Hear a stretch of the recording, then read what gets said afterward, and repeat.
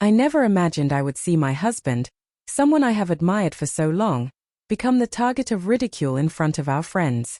It all began at a small dinner party hosted by my colleague Jessica and her husband. We were looking forward to a relaxed evening, catching up and enjoying some light-hearted conversation. But as soon as we arrived, I sensed a subtle shift in the mood, though I couldn't immediately identify why.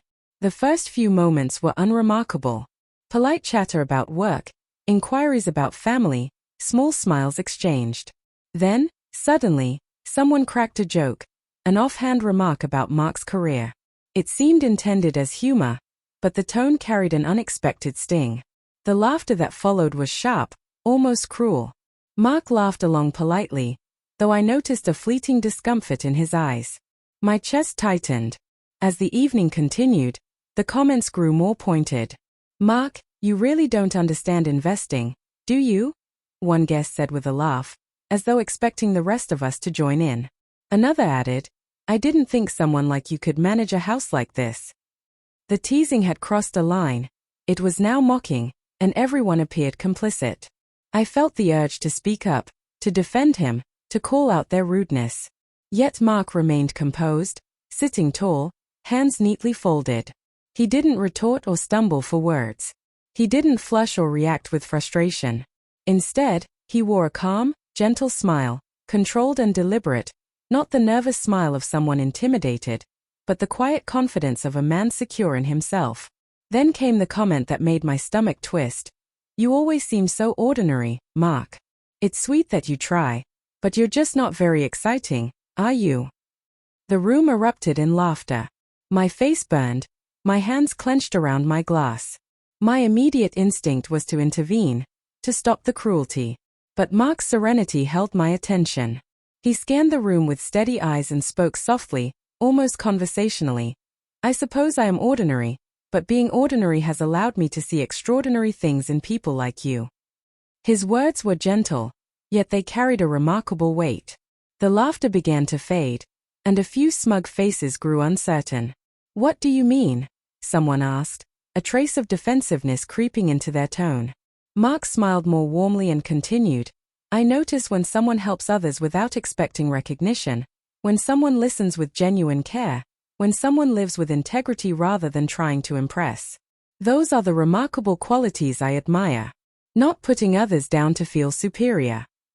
The change was palpable. The mocking energy that had loomed over us seemed to dissipate. Guests shifted uncomfortably in their seats. Silence filled the room, the kind that makes you feel the impact of words spoken calmly and truthfully. Mark didn't raise his voice or launch a counterattack. His composure alone spoke louder than any sarcastic retort ever could. I felt a swell of pride and relief.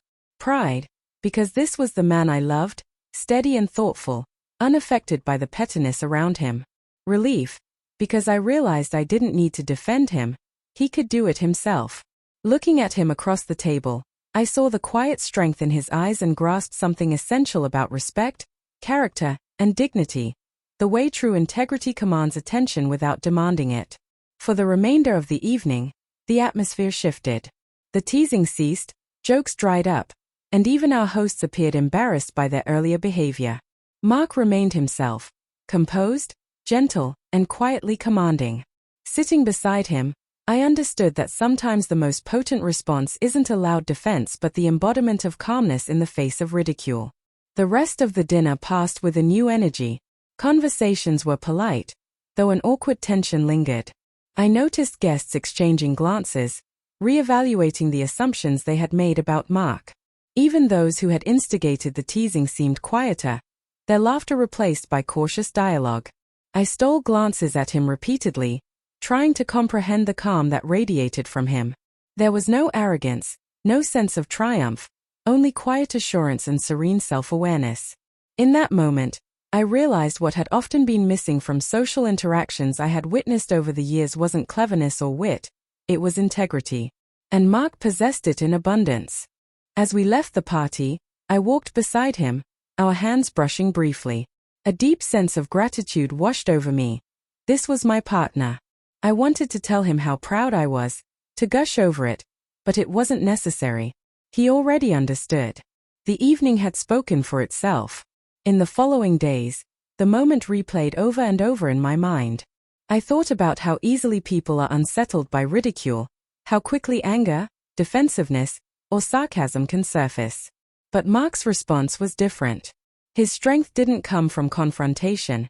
It came from composure, from answering with truth instead of reaction. It was a lesson in quiet power, self-respect, and the dignity of measured words. Later that week at work, I recounted the story to a colleague who had always admired Mark. "You have no idea," I said. Mark hadn't snapped or argued, yet by the end of the evening, the room had fallen silent. It was remarkable. My colleague nodded knowingly. Strong people handle things this way. They don't need to prove themselves because their presence and integrity speak for them. It wasn't about victory or defeat. It was about showing character. That night, Mark demonstrated that ridicule loses its force when met with calm self-assurance. Watching him made me reflect on myself. I often react too quickly, too loudly, to social pressure or judgment. Mark reminded me that confidence doesn't require an audience, and strength doesn't need to raise its voice. A few weeks later, we attended a casual brunch with mutual friends. The memory of that previous party lingered, but something new emerged. Those who had been present before approached Mark differently. There was a subtle, unspoken respect in their greetings, an acknowledgement of the impression his composure had left. And Mark, as always, remained kind, gentle, and unassuming. It struck me that humility and strength are not opposites, they exist together.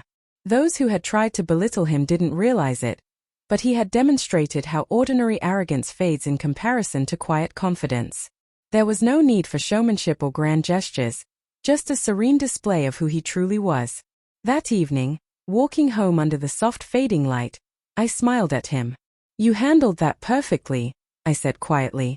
Mark's eyes met mine, warm and understanding. "I didn't need to handle anything," he replied. "I just needed to be myself. That's enough." His words lingered with me. I realized that ridicule can be met not with anger, but with steadfast character. Life will always present moments where others try to belittle or provoke us. True power lies in choosing your response, staying calm, and valuing yourself independently of others' opinions. That night, lying beside him, I felt a profound respect and admiration. I had known and loved Mark for years, but witnessing his gentle handling of public ridicule revealed a deeper layer of strength I had never fully appreciated. His power didn't stem from force or aggression. It came from patience, self-awareness, and unwavering integrity. As I drifted to sleep, a sense of certainty settled over me. This was a strength that commands respect quietly, without demanding it or raising its voice. Mark had shown me that dignity and gentleness, paired with firm self-respect, can silence even the harshest critics. It isn't about proving anyone wrong. It's about standing firmly in your truth and letting it speak louder than ridicule ever could.